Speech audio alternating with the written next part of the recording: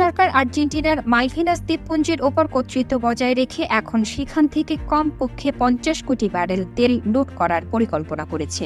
British সরকারের একটি প্রতিবেদনের বরাত দিয়ে দ্য টেলিগ্রাফ পত্রিকা লিখেছে, ব্রিটেন দক্ষিণ আমেরিকায় অবস্থিত মালভিনাস দ্বীপপুঞ্জ থেকে কমপক্ষে 50 কোটি ব্যারেল তেল উত্তোলনের পরিকল্পনা করেছে। ব্রিটেনের এই পদক্ষেপের কারণে দখলদার ইসরায়েল ও আমেরিকা সবচেয়ে বেশি লাভবান হবে। দ্য টেলিগ্রাফ পত্রিকার প্রতিবেদনে বলা হয়েছে, ব্রিটেন যে দ্বীপটি থেকে তেল উত্তোলনের পরিকল্পনা গ্রহণ করেছে সেটির নাম লিওনেস মারিনোস। ওই দ্বীপের তেল ক্ষেত্র নিয়ন্ত্রণ করছে Israeli company Navitas petroleum.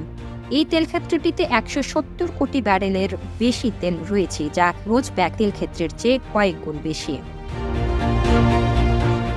British গণমাধ্যমটি বলছে, দ্বীপবাসীরা রাজি হলে এই তেল ক্ষেত্র থেকে ইসরায়েল ব্যাপক লাভবান হতে পারবে। ব্রিটেনের পাশাপাশি এই তেল ক্ষেত্র থেকে আমেরিকাও লাভবান হবে বলে উল্লেখ করা হয়েছে।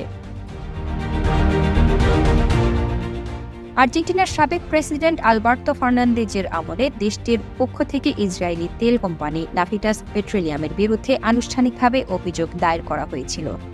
আর্জেন্টিনার মালভিনাস দ্বীপপুঞ্জকে ব্রিটেনরা ফকল্যান্ড দ্বীপপুঞ্জ নামে ডাকে।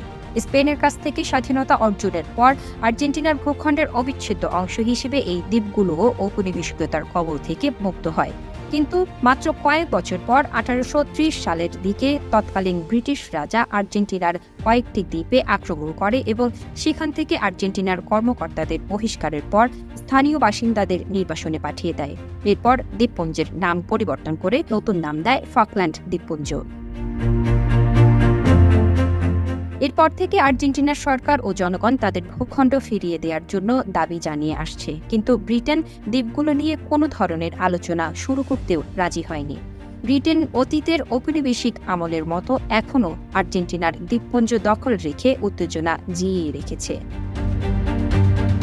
দক্ষিণ আটলান্টিক সাগরের অবস্থিত এই দ্বীপপুঞ্জকে আর্জেন্টিনার সমুদ্র সীমার অন্তর্ভুক্ত বলে 2016 সালে স্পষ্ট রায় দিয়েছে জাতিসংঘের মহীসোপানের সীমা নির্ধারণকারী কমিশন।